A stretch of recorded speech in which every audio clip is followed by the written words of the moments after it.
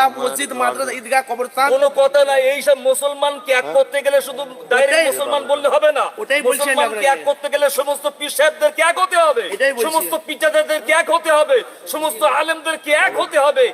জোট ঐক্যভাবে জোটবদ্ধভাবে আমাদেরকে বার্তা দিলে আমরা মুসলমান দলে দলে কাঁধে কাঁধে কাঁধ মিলিয়ে আমরা ঝাঁপিয়ে পড়ব ইনশাল্লাহ। আল্লাহর তরফ থেকে বিজয়ী আসবেন। আসসালামু আলাইকুম। ওয়ালাইকুম আসসালাম।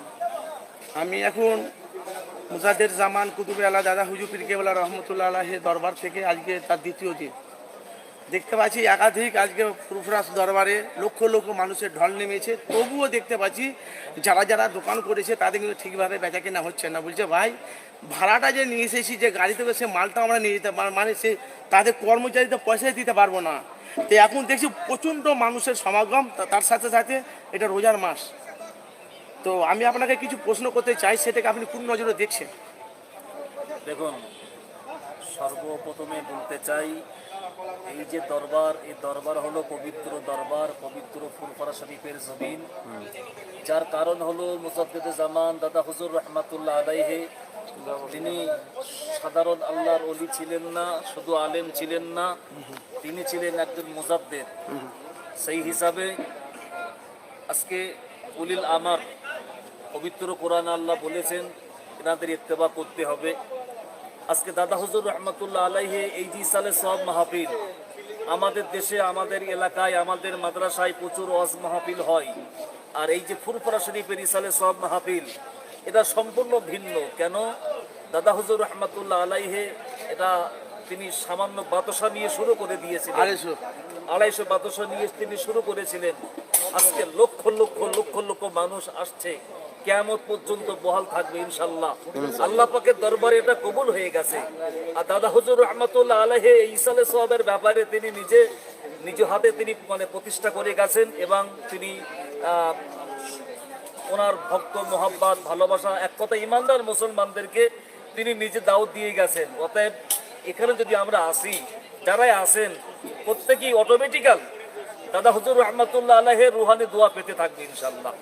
অতএব এখানে আজকে আপনি যারা বলছেন খুব ভালো কথা বলছেন। পবিত্র রমজান শরীফের মাস, এই ইসায়ার ভয়ঙ্কর একটা পরিকল্পনা চলছে মুসলমানদেরকে নিধন করার জন্য।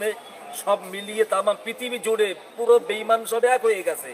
আমরা মুসলমান, আমরা অনেকে যে যা অবস্থায় আছি, আকীদার ব্যাপারে কিন্তু আমরা আপোষ করতে নারাজ। তবে ইমানের কলেমা পড়া মুসলমান ভাই প্রত্যেককে আমাদের এক ঐক্যবদ্ধভাবে একজোট হয়ে আমাদের একটা প্ল্যাটফর্ম, আপনি যে বলছেন একটা প্ল্যাটফর্ম হচ্ছে না তো মুসলমান জোট, এই জন্য তো মুসলমান মার খাচ্ছে। আর আল্লাহ রসুল তো বলে গেছে যখন মুসলমান যখন ভাগাভাগি হয়ে যাবে, ইসলাম কোরআন থেকে যখন দূরে হয়ে যাবে, একটা জালিম সরকারকে বসে দিবে। সমস্ত মুসলমানকে বোঝা উচিত, আলেমদেরকে বোঝা উচিত, আল্লাহ মুসলমানকে চান না। আল্লাহ এই মুসলমানকে বিজয়ী করবেন না, আল্লাহ এই মুসলমানকে জয়ী করবেন না। আল্লাহ কোন মুসলমানকে জয়ী করবেন?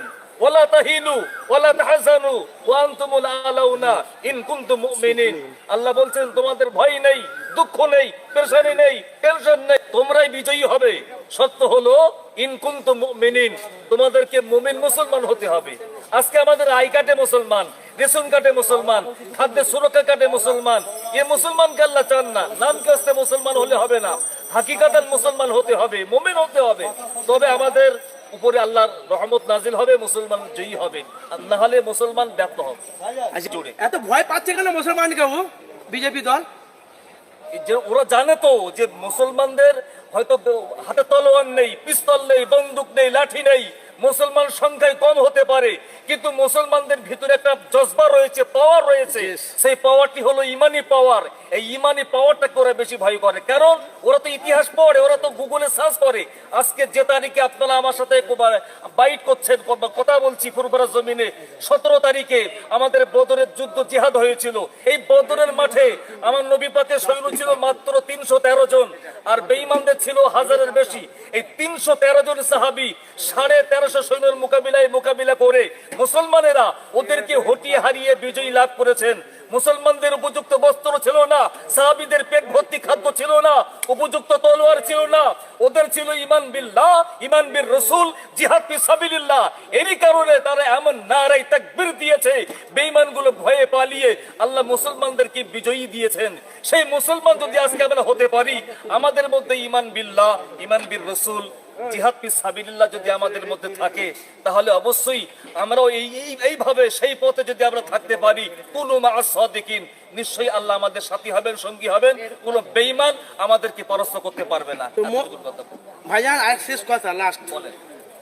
এই যে আমরা যে বলছি মুসলমান আমরা জেনে শুনে আমরা সব যে যার ভাগা ভাই, আমরা একটা প্ল্যাটফর্মে আসছি না। দেখেন, তবলিগ বলেন আর আজানগাছি বলেন আর জামাত ইসলাম বলেন, ফুরফুরা সিলসিলা বলেন, সব কোরআন হাদিস সাহাবা মানে এক কথাই মূল আকীদা সব ঠিক আছে, কিছু ফরুয়াতি মস্তা নিয়ে সমস্যা। বর্তমান টাইমে এই সামান্য ফরুয়াতি নিয়ে সমস্যা নিয়ে নিজেদের মধ্যে কাদা ছোড়াছড়ি করা, ফতোয়াবাজি করা একদম বোকামি হবে। এই মুহূর্তে কোনো কথা নাই, লা ইলাহা ইল্লাল্লাহ মুহাম্মাদুর রাসূলুল্লাহ, ঈমানের কলেমা পড়া মুসলমান ভাই সব এক, আমরা সব হিজবুল্লাহ। এই দুর্নীতিকে বন্ধ করতে গেলে আপনি কি চাইছেন?